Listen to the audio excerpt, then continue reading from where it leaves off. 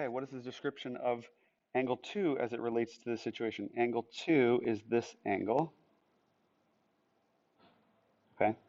And if you're starting from a horizontal, which we're starting here, and we're moving up to the other side in that angle, then in that case, we're saying that is an angle of elevation, okay? Angle 2 starts from the horizontal. You're looking up from the horizontal up to the plane from this tower. Okay, since you're going up, it's an angle of elevation, not an angle of depression, which would be dropping down.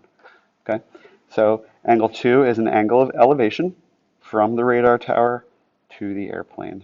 That's C.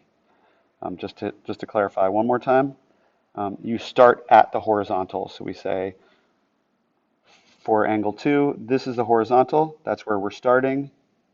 Okay, and so the thing that's there at that horizontal is the thing that you're coming from. And then you say, am I looking up or am I looking down? To make angle 2, you have to look up.